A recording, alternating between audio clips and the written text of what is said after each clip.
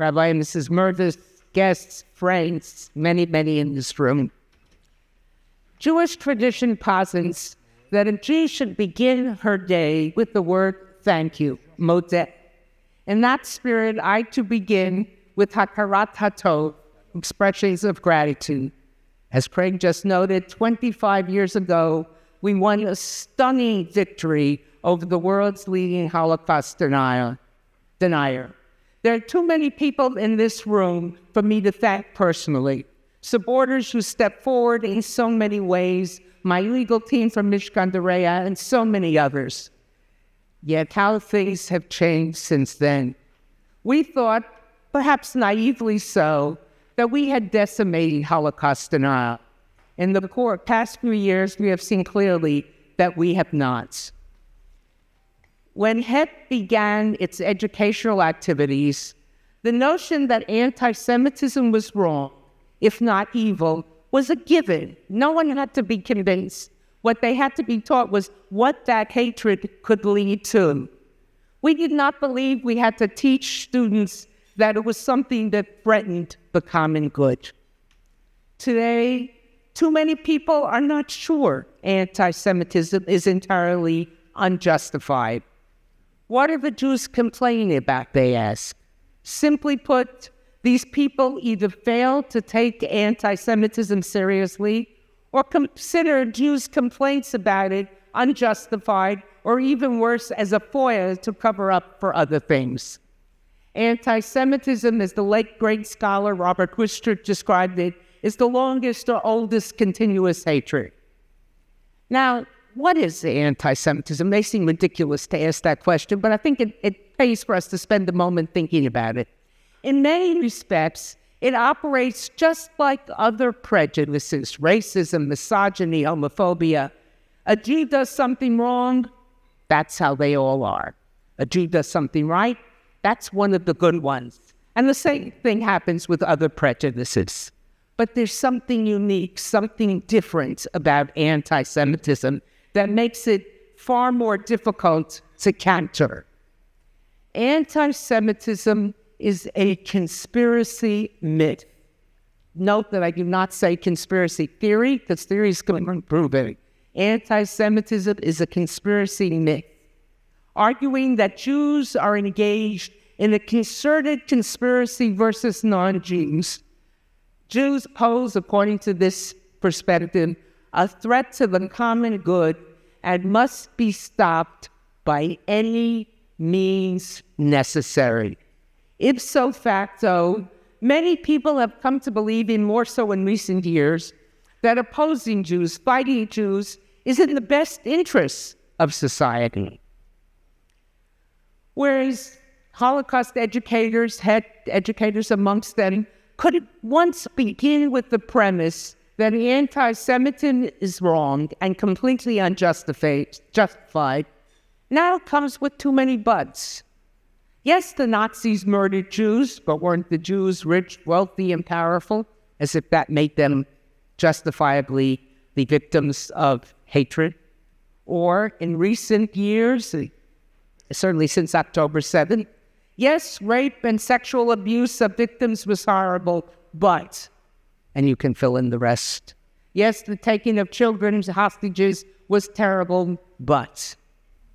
We are often told that Israel's policies cause anti-Semitism. Irrespective of what you think of Israel's policies, only one thing causes anti-Semitism.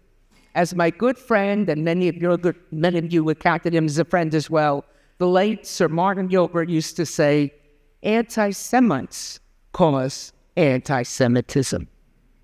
Opposing, even virulently, the policies of Israel does not justify attacking Jewish institutions, torching synagogues, or defacing kosher restaurants. That's not being pro-Palestinian or even anti-Israel. That's being anti-Semitic.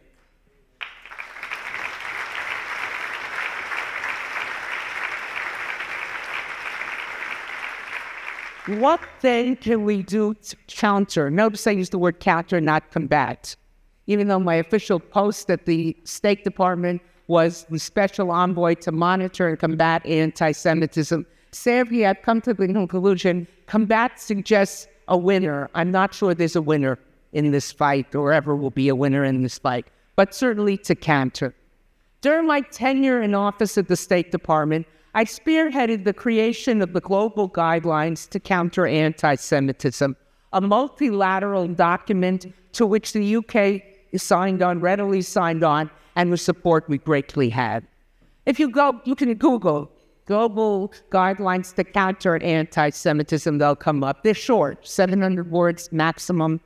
We wanted them to be 10 paragraphs, like the 10 Commandments. We came up with 12. Someone in the State Department, the legal office, when we were bemoaning the fact that they were 12, said, it's like the 12 tribes. So they're essentially best practices. I'm not going to go through all of them, but let me cite one or two.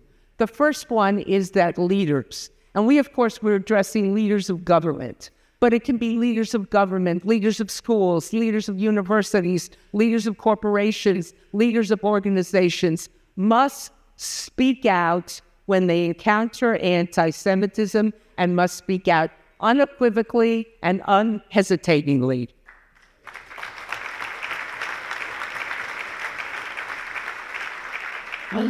Number two, we must not weaponize or politicize the fight against anti-Semitism. Sometimes we hear people debating, is it worse on the left or worse on the right? It's a wasteful argument. I often say that arguing whether it's worse on the left or the right is Shalom Aleichem, the great Jewish literary figure and humorist, had been asked that. He would say, that question is like being asked where I'd rather have cholera in Kiev or dysentery in Odessa. Neither, thank you. It doesn't matter whether it comes from the left, the right, from a Christian, from a Muslim, an atheist, or even a Jew. Irrespective of its source, it is wrong, and there is no but to be garnered or no but to be connected to it. And we must not, and leaders of governments must be very careful about this, not use the fight against anti-Semitism as a foil for other issues. It can't become a foil when you're trying to fight something else. There is something else we must do. And during my time in office, I crafted, with the help of my team at the State Department, what we call the multi-tiered threat of anti-Semitism. That arguing that anti-Semitism is a threat not just to Jews and Jewish institutions and those associated with them, but to society at large. And think about this, when you're making the fight against anti-Semitism, whether it's to political leaders, whether it's to leaders of your children's school, whether it's to your local governments, whether it's to the businesses where you work or to your friends, recognize that unlike other prejudices, anti-Semitism has multi-tiers and threatens society at large. What are those tiers? First and foremost, a threat to Jews, Jewish institutions, and those associated with them.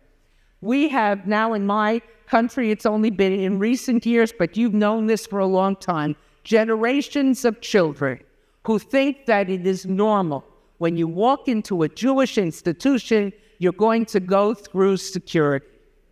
I was recently in the Berkshire Mountains on a Sunday morning, driving through a small old town that dates back to the American Revolution, which I don't know what you call it. We call it the Revolution. And I noticed the church. It's 10 o'clock in the morning, and something seemed strange about this church. People were walking in. What was strange was that the three double doors, were thrown wide open. And there was no one there checking who was coming in. They were just being given the order of the day and the programs and welcomed. That's not the Jewish experience. That is what anti-Semitism is in its cornerstone, but it is more than solely that. And I don't say just, because just suggests diminutive. Solely means it is not alone that. It is also a threat to democracy. Anybody who buys into the conspiracy myth, which I mentioned earlier, about anti-Semitism believes the Jews control the media, government, banks, levers of government. In short, if they believe that, they have given up on democracy and rule of law. But there's a flip side to that, which has become so clear since October 7th. The objects of anti-Semitism, the victims, give up on faith in the authorities. In my country, on too many university campuses, when the encampment people, as I like to call them, blocked the way for students to get into the library at UCLA or to walk on certain paths at Yale and other schools. And they would ask, are you Jewish? No. Bavakasha, they didn't say that, but please go on. Maybe some of them did say that. I don't know, But if you said you were Jewish, you had to say, I opposed. They would then be asked, do you support Israel? Are you a Zionist? And if you said yes to either, your way was blocked. They looked this way and that, like Ethan Kovako, as it says in the book of Exodus. They looked this way and that for someone to stop this, for some authority to stop this. And the universities were silent. I read about marches here in London when Jews showed up wearing yarmulkes, maybe with an Israeli flag, to watch a pro-Palestinian, anti-Israel march. And they were told by the Metropolitan Police that they had to move because they were provoking hostility. That's not how government should work. And those Jews who were there and many others rightfully lost faith in the ability and the willingness of the authorities to monitor and stop anti-Semitism.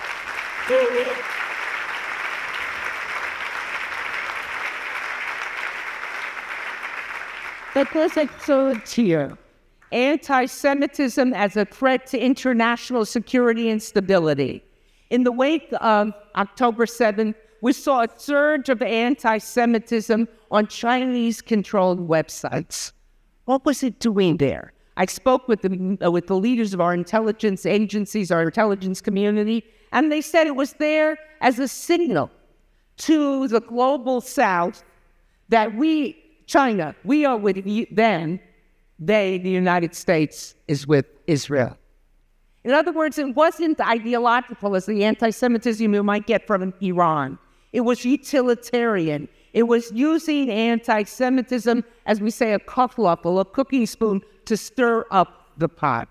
And finally, the fourth tier of anti-Semitism is something that I added recently when I was in conversation with Manuel Valls, who was Prime Minister of France during the Charlie Hebdo Hyper tragedies, when he said that iconic statement, many of you must remember, France without Jews will not be France. And I said to him, you weren't talking to Jews there. He said, no, I wasn't. He was talking to the society at large. When a group that is part of the warp and the woof, the very fabric of the society, doesn't feel safe, no other group should feel safe. It may start with the Jews, but it doesn't end with the Jews. We are fighting for the well-being.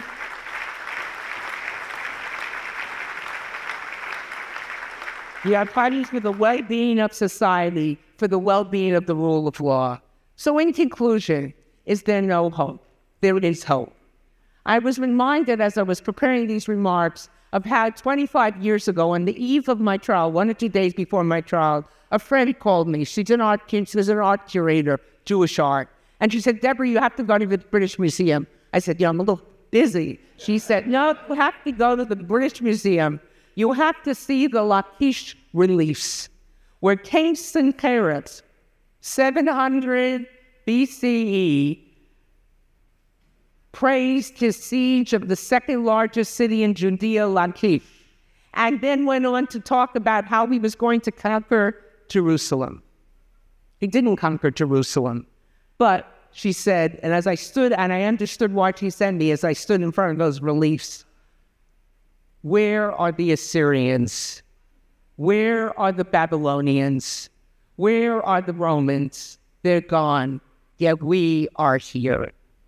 As I stood in front of those reliefs, I thought back to a young poet, Hirsch Blake, who was in the Vilna Ghetto in 1943, and somehow word reached the ghetto that there had been an uprising of Jews in Warsaw.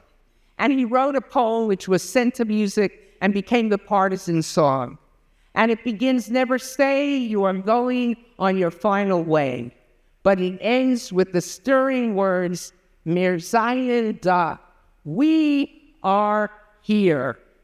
Jews did not survive because of the anti-Semitism. We heard Ani Mamin earlier, "Ach al pi sheyit mamea," even though the Messiah may tarry, we believe. We didn't survive because we survived ach al pi, despite. Let us never see ourselves as objects, but we are subjects. What is important is what we do, not what is done to us. We must fight the fight, but we must not let it identify ourselves. We will overcome. We have overcome far worse. I began with gratitude. I want to close with gratitude to HED, not just for this invitation, but for the good work it has done for so many decades. I wish it, in the words of the psalmist, that it should go mechoil lechoil, from strength to strength, from the strength of an accomplished past to the strength of the great challenges ahead of it. I pray that it has the greatest success, for never have we needed it more. Thank you very much.